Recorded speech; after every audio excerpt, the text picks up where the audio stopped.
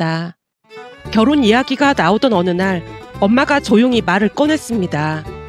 이거 결혼할 때 보태. 아버지가 주신 거야. 안 그러셔도 돼요. 대학 학비도 보태주셨는데 그럼 제가 너무 죄송하잖아요. 아버지가 딸 대학 보내주는 게 당연한 거지. 무슨 그런 말이 있어. 혹시 경미는 나를 아버지로 생각하지 않았던 거니? 절대 아니죠. 근데 죄송하고 감사해서 그렇죠. 네 오빠 결혼할 때도 해준 거니까 신경 쓸 거 없어. 아들이랑 딸이랑 똑같이 해줘야 하는 게 맞는 거잖니. 아버지의 인자한 미소는 언제나 저를 편안하게 만들었습니다. 사실 우리 가족은 재혼 가정입니다. 아주 오래전에 생부가 다른 여자와 살림을 차리는 바람에 엄마와 저는 얼떨결에 집에서 쫓기듯 나와야만 했는데요. 함께 사는 내내 생부의 만행은 이루 헤아릴 수가 없을 정도였습니다. 그래서였을까요? 엄마와 저는 약간의 돈을 받고 생부와 영영 이별을 하는 것이 전혀 슬프지가 않았어요.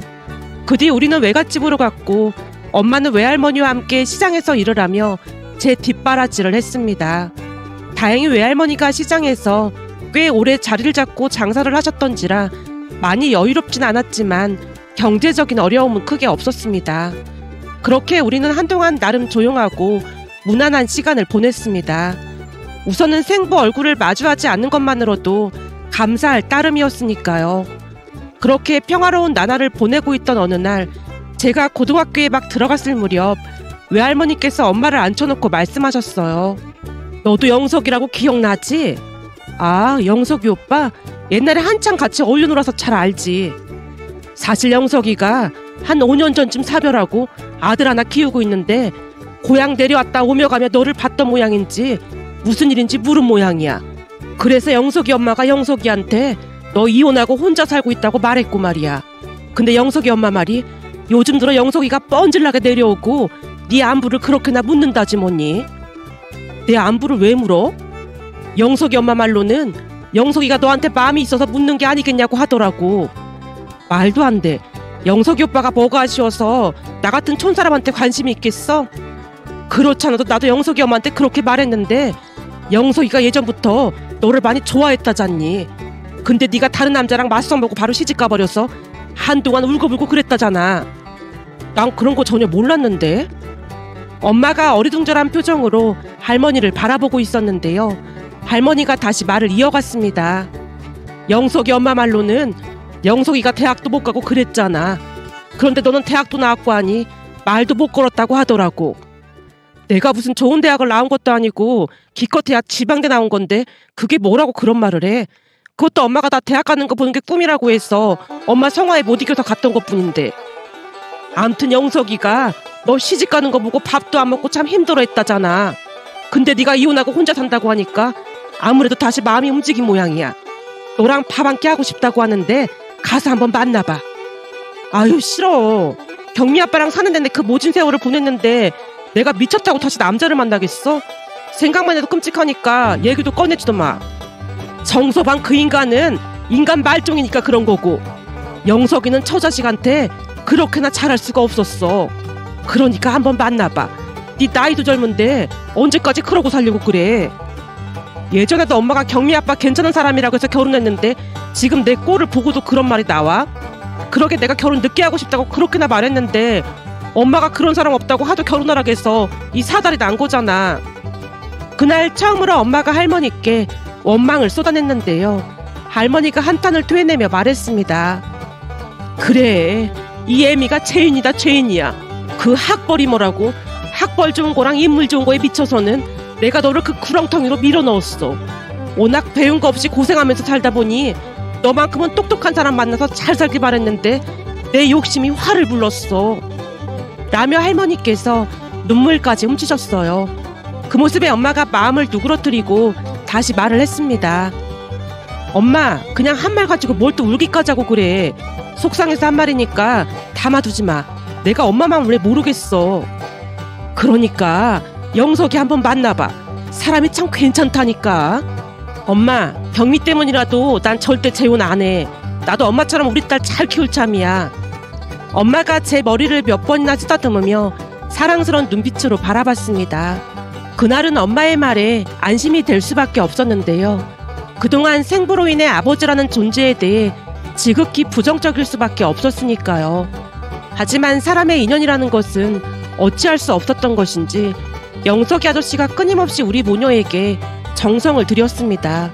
특히나 영석이 아저씨는 고생 끝에 사업이 나름 잘 되는 모양으로 안정적인 삶을 살고 있었기에 외할머니는 끊임없이 엄마와 영석이 아저씨가 잘 되길 바라고 또 바랐어요.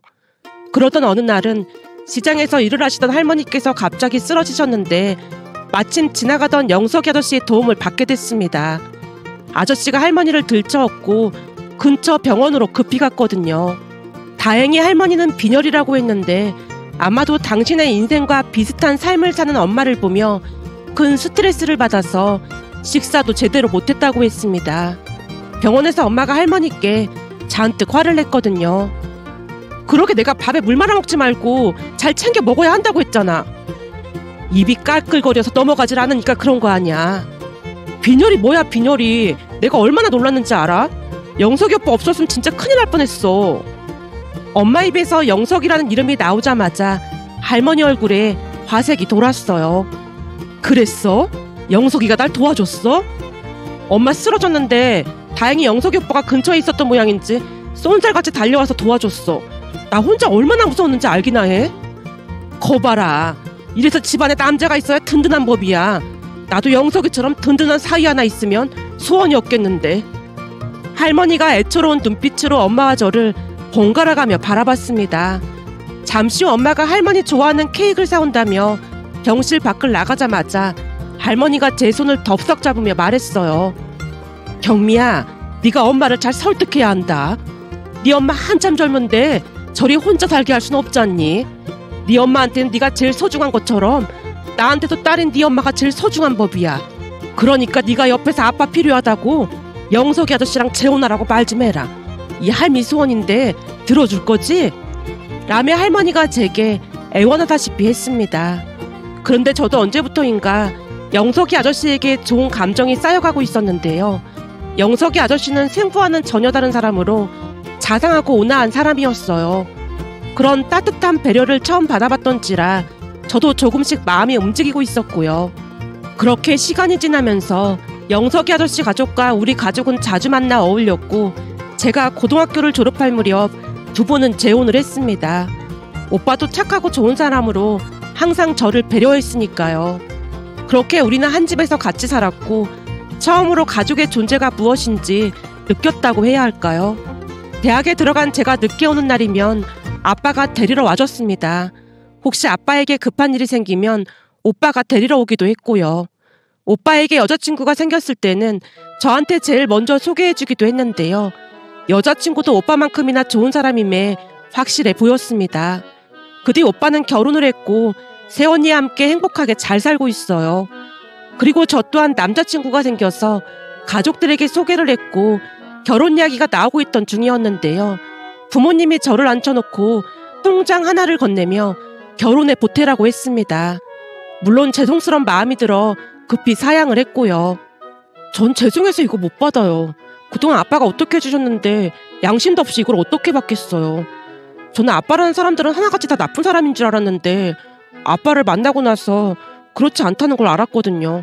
아빠 아니었으면 결혼은 꿈도 못 꿨을 거예요. 내가 한 게 뭐가 있다고 그래. 아버지가 딸한테 다 그 정도는 하는 거지. 아빠 그동안 정말 감사했어요. 앞으로 효도 많이 할게요. 내내 사는 동안 활짝활짝 웃어준 것만으로도 효도는 다 한 거니까 쓸데없는 소리 하지 말고 이거 결혼할 때 보태. 우리 딸 결혼하는데 난 꼴리는 거 절대 못 본다. 아버지의 말에 저도 모르게 폭폭 눈물을 쏟고 말았는데요. 세상에 이런 아버지가 또 있을까 싶어 감사하기도 하고 죄송스럽기도 했거든요. 결국 아버지가 주신 통장을 받았습니다. 하지만 그 돈을 쓰고 싶진 않았기에 다시 돌려드릴 방법을 생각하고 있었어요.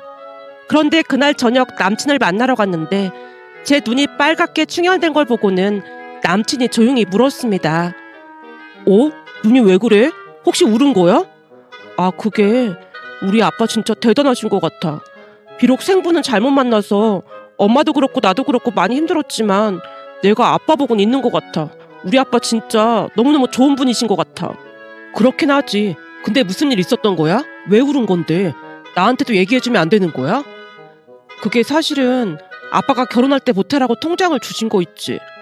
뭐? 통장을? 돈이 꽤 들어있더라고. 경미야, 우리 앞으로 부모님께 효도하면서 살자. 남친이 감동받은 표정으로 말을 했고 제가 크게 고개를 끄덕였습니다. 당연하지. 난 엄마 아빠한테 효도하면서 살 거야. 말이라도 그렇게 해줘서 고마워. 고맙긴 뭐가 고마워. 당연한 걸 가지고. 재혼가정이라고 색안경 끼고 보는 사람도 많은데 좋게 봐줘서 고맙지. 색안경 끼고 볼 게 뭐가 있겠어. 사람이 우선인 거지. 남친이 저를 위로하듯 말하는 모습에 큰 감동을 받은 채 제가 고개를 숙였는데요. 곧 남친이 다시 입을 열었습니다.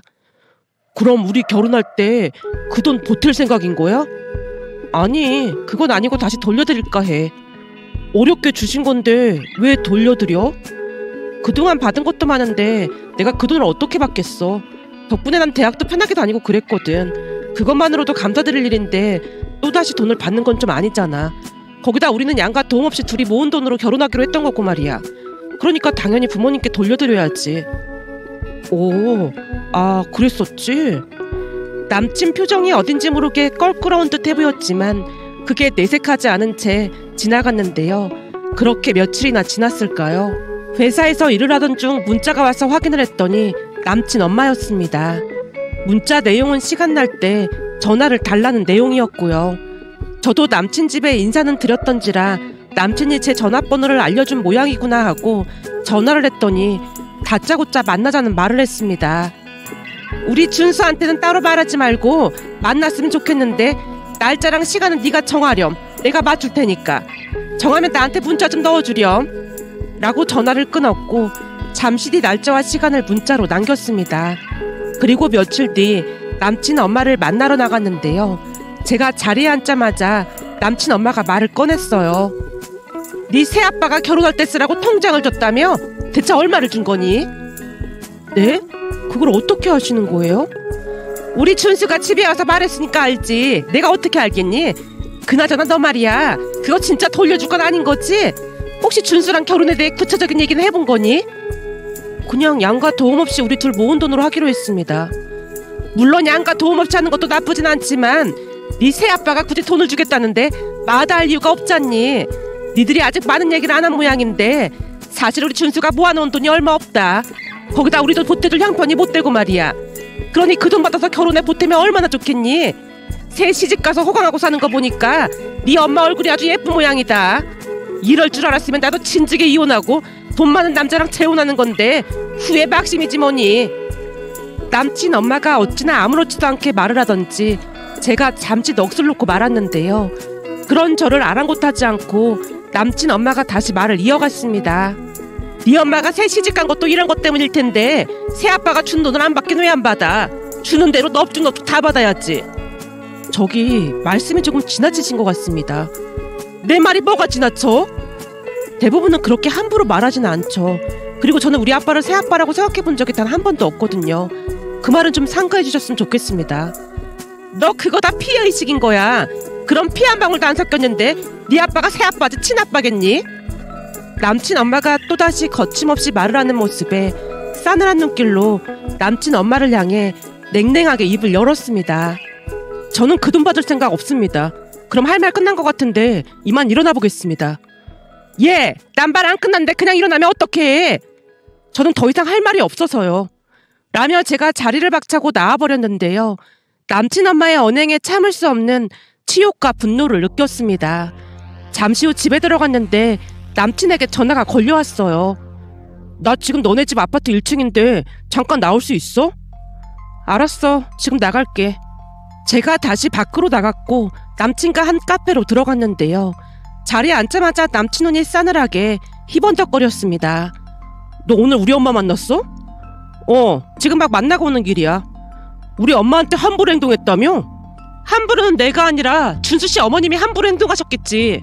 우리 엄마가 뭐라고 했는데? 차마 내 입에 담을 수 없을 정도로 수치스러운 말들이었으니까 준수씨가 직접 가서 물어봐. 라며 제가 물을 들이키고 있었는데요. 남친이 감정을 가라앉히고 설득하듯 말했습니다. 우리 엄마가 돈 이야기를 꺼낸 건 우리가 돈이 많지 않기 때문에 아까워서 그런 것뿐이야. 근데 그런 모욕감을 주는 건 좀 아니잖아. 글쎄, 모욕감 진수씨 어머님이 아니라 내가 받았다니까? 경미야, 우리 엄마가 말실수를 좀 한 모양인데 그게 다 우리 잘 살길 바라서 그런 것뿐이야. 돈이 없으면 얼마나 불편한지 잘 아셔서 그런 거야. 근데 보태준다는 돈을 굳이 돌려준다고 하니까 우리 입장에선 이해가 안 되잖아. 거기다 사실 내가 빚이 조금 있어서 엄마가 더 그런 것 같아. 뭐? 빚이라고 하면 대출이 있다는 말인 거야? 그게 대학 다닐 때 학자금 대출을 받은 게 아직도 남아있거든.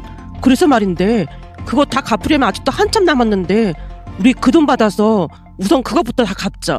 우리 어차피 결혼할 건데 미리 갚으면 좋은 거잖아.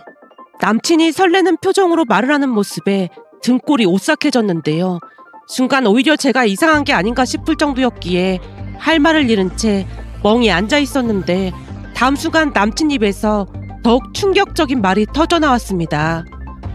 저기, 그리고 너네 친아빠 말이야. 갑자기 그 사람 얘기는 왜 꺼내는 거야? 사실 나도 이런 얘기를 꺼낼까 말까 고민만 하다가 말하는 건데 이건 우리 엄마한테도 아직 말 안 했거든?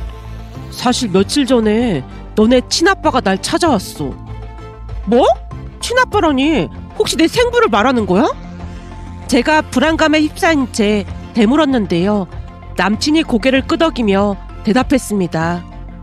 맞아. 며칠 전에 너 데려다주고 집으로 돌아가려고 했는데 어떤 아저씨가 나를 붙잡고 너랑 결혼할 사이냐고 묻더라고. 그래서 맞다고 하니까 당신이 네 친아빠라고 하면서 술이나 한 잔 마시자며 나를 데리고 가더라고. 처음에는 나도 긴가민가 했는데 얼굴 보니 눈이랑 입이 너를 꼭 닮아서 거짓말은 아닌 것 같길래 따라갔더니 나한테 부탁을 좀 하고 싶다고 하더라고. 부탁이라니? 무슨 부탁? 그게 사실은 네 친아빠 말이야. 생부겠지. 그래, 생부 말이야. 지금 많이 아프대.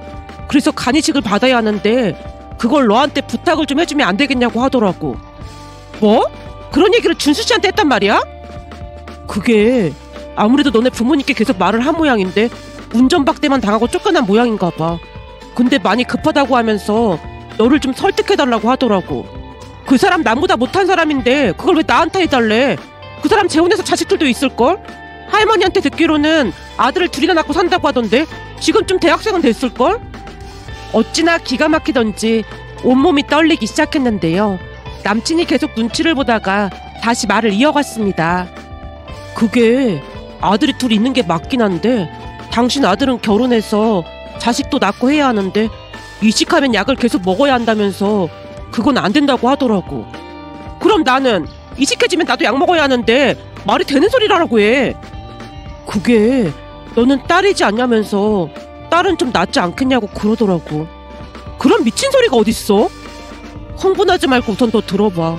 그러면서 나한테 한다는 소리가 만약 네가 간이식만 해주면 당신이 가지고 있는 30평대 아파트를 너한테 주겠다고 하더라고.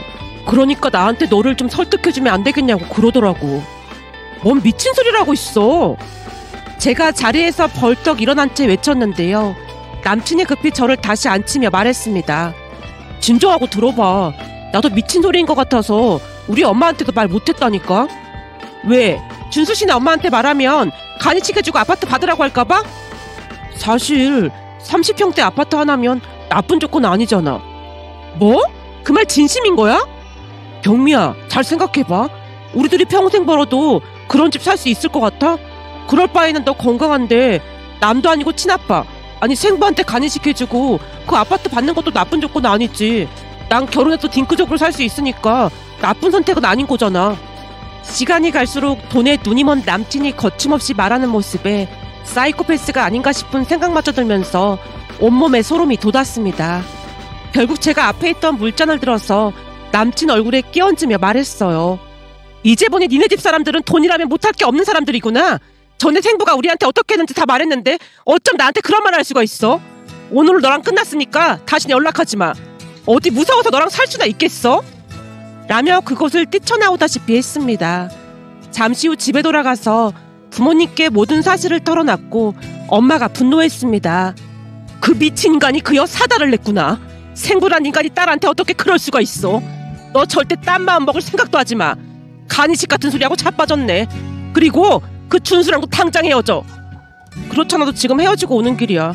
어찌나 놀랐던지 아직도 온몸이 덜덜 떨리는 거 있지. 진짜 미친 집구석이라니까. 그렇게 한동안 아버지가 출퇴근을 도와줬고 얼마 뒤 우리는 이사까지 해야만 했습니다. 또한 너무나 큰 충격으로 인해 휴대폰 번호를 바꾸기까지 했고요. 어느 날은 외할머니께 전화가 걸려왔는데 생부가 외할머니한테도 찾아가서 제 간을 달라며 울며불며 매달리기도 했다네요. 물론 외할머니가 수건까지 끼얹으며 내쫓아버렸고요. 그렇게 또다시 시간이 흘러갔고 어느 날 외할머니에게 다시 전화가 걸려왔는데 결국 생부의 큰아들에게 간이식을 받았다는 말을 전해왔습니다. 그 이야기를 듣는데 정말이지 치가 떨릴 정도였습니다. 그리고 저는 현재 가족들과 행복하게 잘 살고 있는데요. 며칠 전 전남친을 소개해준 사람에게 전남친이 이혼을 당했다는 이야기를 들으며 세상에 이런 사람들이 또 있을까 싶어 이렇게 사연 보내봅니다.